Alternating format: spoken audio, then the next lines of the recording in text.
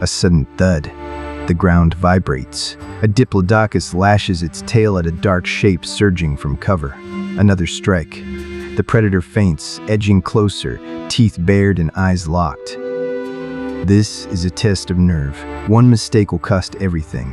The giant herbivore's neck waves side to side, muscles tense as the predator snaps at air just inches from skin. Heat. Dust. This is late Jurassic, about 150 million years ago, in what's now western North America. These vast floodplains belong to Diplodocus carnegii, one of Earth's longest animals. To survive here, it must stand its ground, forage for hours, and defend its long, vulnerable neck. Across from it, a hungry Allosaurus. If it can't hold the line, the predator may cripple it, biting deep. The balance hangs on every move. The tension never fades in this sun-blasted valley. Allosaurus circles, waiting for a chance. Diplodocus stays just out of reach. Both know the rules. A neck exposed is an opening, but overcommit, and the sauropod's tail will come crashing down. As the Diplodocus moves, its head extends forward, muzzle sweeping low through waist-high ferns. Every mouthful of rough plant stems takes time, the narrow rows of peg-shaped teeth snapping off fronds one by one. Its neck arches in a shallow S shape, 40 feet between head and shoulders. A constant invitation or a constant risk. That huge neck means everything here. It lets the Diplodocus reach food away from its bulky torso and quickly survey for threats. But it's also its greatest weakness. Carnivores in this world, Allosaurus chief among them, learned early what a misjudged turn means. The marks are written into bone, on neck vertebrae found in Jurassic rocks. Deep grooves and pits match the jaws of large theropods. Some of these gouges line up closely with the pattern of Allosaurus teeth. When bite force alone can't puncture hide, neck and jaw muscles work together.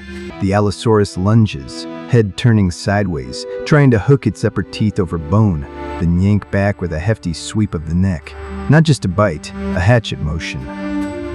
For the Diplodocus, every day starts like this. A scan of open ground, a few careful steps out of the shelter of conifers and cycads.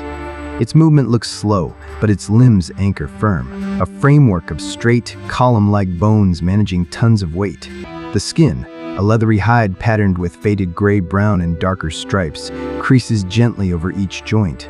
When it strides, each foot lands with certainty. But there's no feeding in peace, not for long. Every dry patch holds scent. To a foraging Diplodocus, the world is full of rumors. The rasp of a scavenger's claw on bark, the crash of a distant herd, a shadow gliding just out of view. Allosaurus relies on these moments, a lag in vigilance, a tail cut too far outward. Today, the predator is alone. Not a gang or pack, but a single bold hunter staying low, posture tense. Its tail stays level, rigid for balance. It tests the wind, lines up a pathway in the dust, and slides between scattered trunk and lumpy ground. This Allosaurus moves with short bursts, crouched, then upright for a split second, then low again. Only now is there a flash of color, a pale patch above the left eye. For a moment, that gaze fixes on the Diplodocus mid-neck. The sauropod sways side to side, uncertain. One move will decide it. The Allosaurus rushes, jaws snapping, but the sauropod's tail arcs up. The air whistles, a near miss. Dust swirls. Allosaurus ducks, feeling the force pass over its back. Competition is constant. Allosaurus isn't the only threat on these plains. Other predators, Ceratosaurus, smaller but bold, sometimes appear. Scavengers, even smaller, dash in when giants lock horns. Nothing happens by chance. One distraction, a Diplodocus, lamed or slowed, draws more than just the original attacker.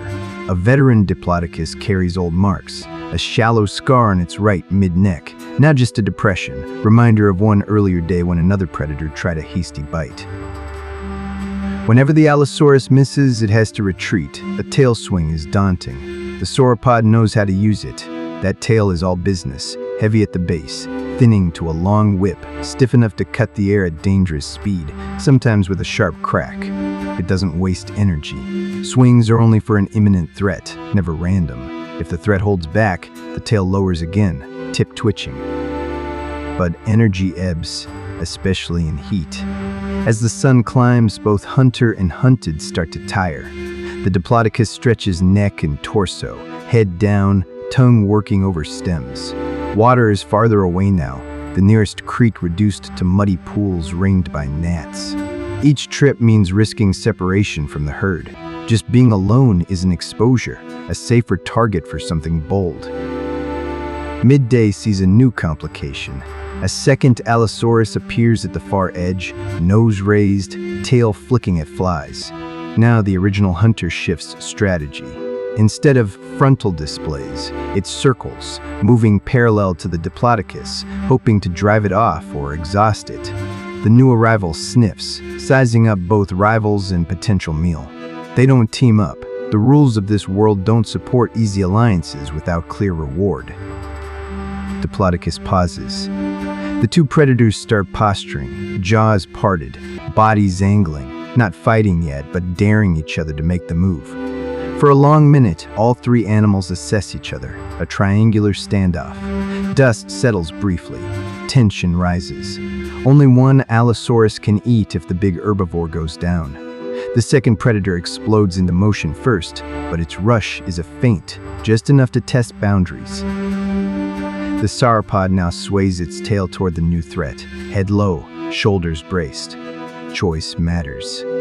Each step is a calculation between escape, moving toward the distant creek through debris, risking soft ground and defense, staying put with trunk facing both threats, tail shifting to block.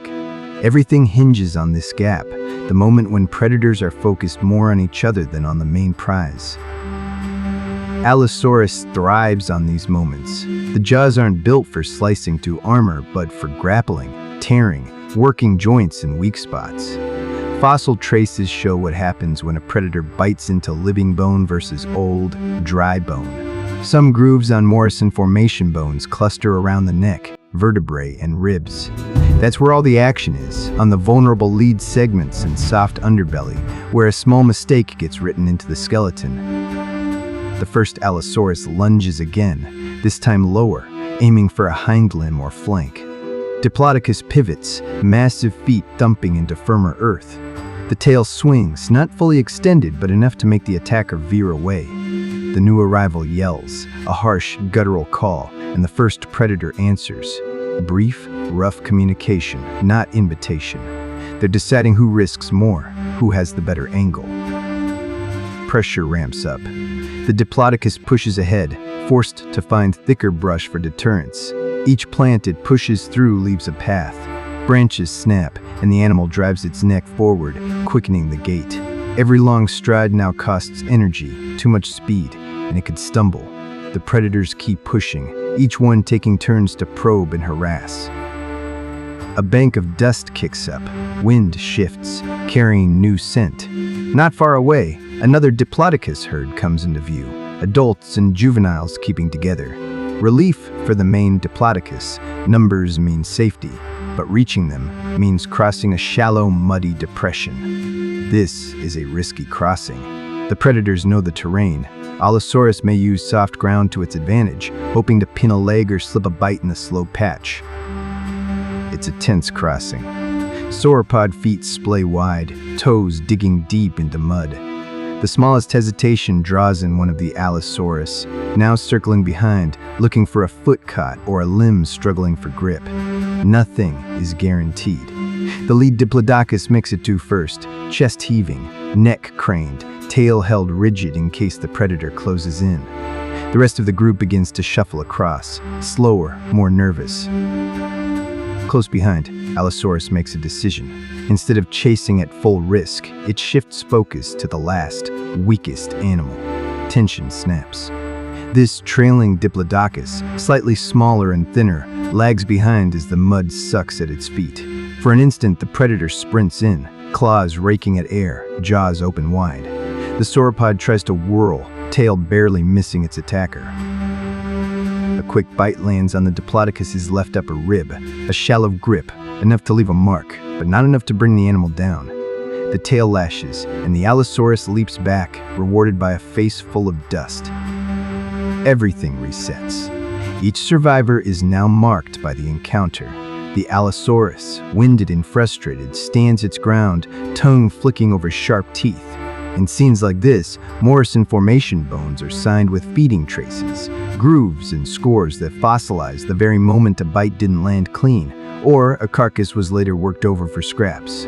Some marks are fresh, shallow scores from a teeth snap. Others are deeper, matching bite force and the rhythmic pattern of the predator's jaw. Ecological pressure never relents. For both Diplodocus and Allosaurus, hunger is a constant.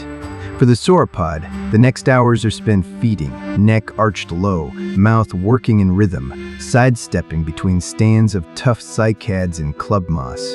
For the predator, the search begins again, following old scent trails, investigating every hint of weakness or opportunity. Afternoon brings another twist. The herd warily gathers near a stand of ancient conifers, limbs creaking, breath slow. The young ones are kept in the center. The group's confidence returns as numbers swell. Predator pressure drops, but the predators keep lurking at the edges. Sometimes they settle for scavenging, searching for signs of injury or weakness. In some years, drought leaves carcasses out on the flats, open to all comers. Then, the same pattern of feeding marks, on ribs, pelvic bones, and even neck vertebrae, shows that Allosaurus isn't picky about scavenging. Still, the question always returns. Does Allosaurus attack the living giants, or mostly clean up the dead and dying? Today's missed attack won't answer that. But traces left on bone, scores, parallel grooves spaced just like those teeth, provide the clues. When the herd beds down in evening light, tails coiled, necks overlapping, they display an old resilience. Many carry scrapes and shallow scars from past run-ins. Some have faint dents in rib or neck, legacy of ancient confrontations. Back at the edge of open floodplain, the two Allosaurus finally square off. One challenges, jaw wide, body angled sideways, the broad display a classic threat. The other circles, tail swaying, feet scuffing the dust. For a moment, attention shifts away from the sauropods. Now, the contest is about monopolizing opportunity. Whichever predator wins gets first pick if the herd leaves something behind. The standoff breaks into a brief rush. Shoulders collide, tails lash in warning. One animal turning aside rather than risk injury. Neither is seriously wounded, but rank is established for now. Night falls quickly here. Wind settles, dust returns to the surface, and the air cools. Remnants of old carcasses, Diplodocus vertebrae and ribs, lie half sunk in mud and silt, mute evidence of older events. In these remains, tooth marks, furrows, gouges, pits reveal the last acts of struggle. Shed Allosaurus teeth sometimes turn up close by, left behind in the fray. Each tells a sliver of the story. Where a predator aimed, how a sauropod defended, and whether the ending was headlong escape or slow collapse. Nothing is certain. There's no final proof that any one Allosaurus crippled a healthy Diplodocus with a perfect neck bite. Sometimes the attack lands, sometimes it glances off tough hide and bone. Sometimes a scavenger arrives too late, finding only scraps. Fossil bones keep the record honest. Every mark is checked and measured, each pattern compared with the next. On these ancient floodplains, the balance keeps shifting. Diplodocus carnegie, long-necked and massive, moves through another day, always alert to the risks that shape every step. The Allosaurus waits, tests, sometimes gains, often loses, but always leaves its mark. In this world, tension never fades, and every living thing is one turn, one chase, one confrontation away from changing history. The valley returns to quiet. In the haze, a distant tail rises. A herd moves on. They're survivors, marked by time, by rivalry, by traces still visible if you know where to look.